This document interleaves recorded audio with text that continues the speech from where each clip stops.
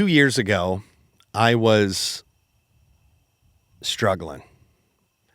I couldn't seem to, I would still do my daily Bible reading, and it just wasn't having an impact.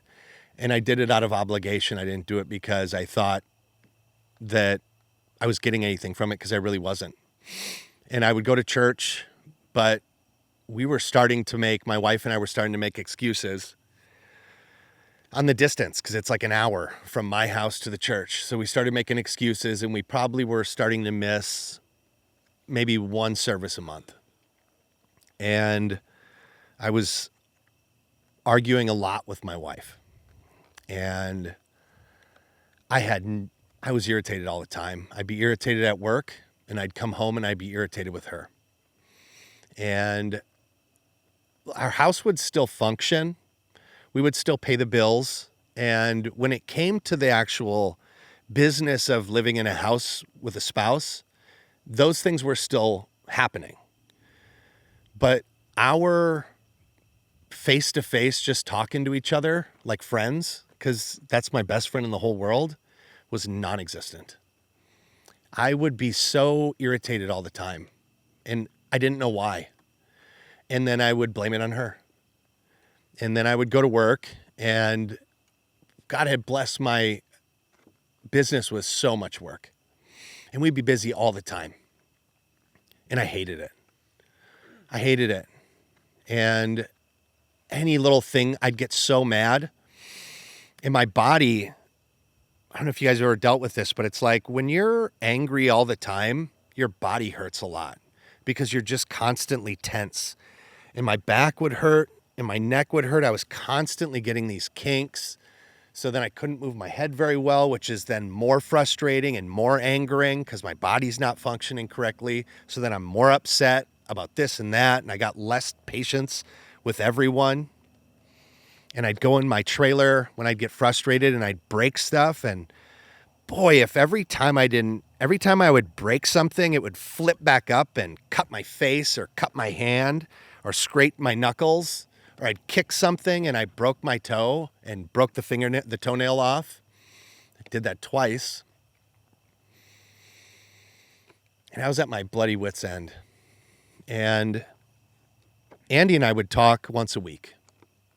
And it was at church, and we'd have about 15 minutes because I'd moved so far away from him. We used to see each other all the time at the gym. We worked out at the same place, and we weren't working out at the same place anymore. And we'd still talk on the phone. He'd give me a holler when he was driving back home from work. And one day I was just like, I miss you, man. I miss that we used to be able to hang out. And he's like, me too. I said, yeah, I know. But I mean, like, I want to do something about it. And he's like, what do you want to do? And I said, I want to go for lunch. Let's make a solid plan. Let's go for lunch. And he's like, all right. And I go, but like weekly or every other week, maybe. That'd be more doable, right? He goes, we'll do it weekly. And I had this little thought in my head, and I was scared to ask, because I thought that he would think it was childish. And I thought he would think, like, we're 40-year-old guys. Like, we're going to do some childish thing. And I was fearful. But he was just saying yes to everything. So I just popped it off and I said, I think we should start a podcast. And he goes, oh my God, I was thinking the same thing. And I go, really? And he goes, yeah. And I go, what? All right, so let's do that. And he's like, how do we do that? And I go, I have no idea. I think we got to get some microphones. So we bought a bunch of junk microphones, junk cables, junk everything. And the one thing we said was, we're going to do it once a week, no matter what. Hell or high water, we're going to show up once a week and we're going to do this thing. We're going to do it for a year. And he's like, I'll do it. And I said, but we can't miss it. No. I'll be there every day, every week for a year. All right. So it started. And if anybody's heard the first few episodes, there was a lot of swearing.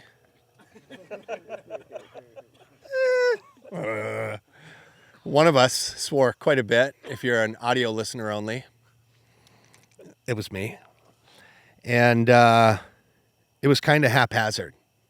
We just talk about what was going on in our lives. But Andy's always good about incorporating Jesus into everything. And he'd always do it. It would always just kind of wind back around to like, where's God in that thing? And we talk about that. And we always had in our phone conversations and our friendship, it started on Jesus and it's always been about Jesus. But in my mind, I had something else. We were going to gripe about the world. We were going to gripe about how we're getting screwed by the government. All this stuff. And Andy was just so good at continuing to bring it back to Jesus. And we did our first full episode where we actually thought about what we were going to talk about. And I realized how outwitted I was by Andy and his knowledge of who Jesus was. And I only had stories to tell, and he really had biblical stuff, as you've seen today too. And I was like, that just can't continue because it doesn't feel balanced if I'm not bringing, the word of Christ with me too, and I'm not bringing the scriptures to back up these stories that I'm telling. So I gotta do something about it. And I started praying, like real praying, and saying like, God, I want to be more for you. How do I be more for you? Like Tozer said, I want to be the kind of man that you can use. So I started reading. Like intentionally with the Bible. I really would sit down and go, how is this going to apply to what we're going to do this weekend?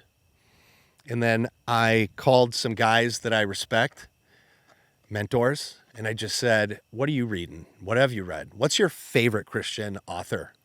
And they said, this guy. They said Tozer. They said Lewis. They said Spurgeon. And I said, great. So I started picking up their books. And rather than reading fiction to go to bed at night, I started reading theological books. And I started learning. I started getting, here's the funny thing about a relationship with God. It's like when you start chasing him, he starts meeting you. I mean, he's just right there. The minute I really started being intentional, he was just instantly there, inspiring my heart constantly. And he gave me a hunger inside to learn more. So it was like I became ravenous to read books, theological books, stuff that was like way over my head years ago when I actually was more interested in trying to read.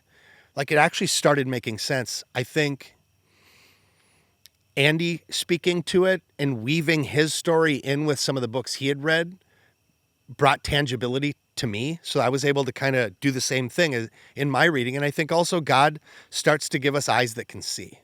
So I started, and he gave me a mind that could understand. And that started happening. And I went to my wife and I said, I got some serious stuff going on in my heart. Would you be willing to go to counseling with me? And she said, I'd love to. So we started seeing a counselor, and we did that for months. And I'm proud to say, like, our relationship now is better than it's ever been. Amen. And that's the thing. It's when you really want to start getting to God, he'll start talking to you. And he started talking to me, and he said, we got some stuff to work on, buddy. We got to work on this anger. And I didn't really think I was that angry of a guy, which is shocking because now on the other side of it, I have so many good buddies. I see Rodney over there smiling that knew how angry I was. And it wasn't like I was just this rageful guy that's up punching other guys in the face. But I was so hard on myself, I think, that like guys who cared for me were concerned and would see it and wanted more from me, but even didn't know how to approach me because I'd made myself unapproachable. I thought that was like being hard. That was being a hard man, but it's not. And God requires ruthless vulnerability. And I had to become ruthlessly vulnerable with everyone. And I started with my wife and the counselor. And then I shared with my friend. I started sharing with my coworkers. I started sharing more openly on the podcast about some of the things from my youth and in my life currently that I was doing because I thought, and I think this is true, like the more vulnerable I am, the more light gets to shine in those dark places, the freer I then am, and the more I'm able to actually connect with God. So it became just so once that started clicking for me, it became so obvious. So then I started probably oversharing. I want to be the man that God can use. And it really required humility and vulnerability. But the most important thing I could say is like when I really started digging in, God was right there to like reveal things to me and encourage me. And then most of you guys listen to the show, it's like, that's a funny thing is I didn't see the change in me. It's like when you work out and you haven't worked out in a long time and you start working out and you're looking in the mirror going like, man, there's just nothing happening. And then, you know, a couple months later, you're still looking and you're going like, what am I doing this for all the time? This sucks. And then someone comes up to you and they go, man, you look great. What have you done? But you've been working out? You go like, actually I have. I had a lot of people coming up to me and being like, man, you are freaking different. What's going on? What's new? And there's the door, by the way. You just go like, God's really changed me. And they go, I can tell. And then when they hit a hard spot, they'll come to you and go, man, what was that like when you started really working on that thing? Because I've had so many other people approach me now that I'm so open about, you know, the struggle to overcome anger. So many men have come up and been like, how'd you do that? And usually I just kind of say I really started digging in. So I think, you know, Andy said it when he opened his piece. He said, you know, it's a lifetime struggling with these things. And it is, for sure. But when you work on it, it does get better. Mm-hmm. And you do get freedom. And then you do feel like good about that. You feel achieving. You know, and that's really what we're all looking for, I think, as men, is like purpose. And we want to be used. That's what we're put here for. But I thought at other times in my life I was being effective. And it's really only when I've submitted to what God might be able to do with me and like face the hard things, the true hard things, the internal things, not the exterior, that things have really started moving in the right direction. So I'm reading it again. A.W. Tozer. The church at this moment needs men, the right kind of men, bold men. The talk is that we need revival, that we need a new reformation, and I agree. But God will send no revival until he finds his men.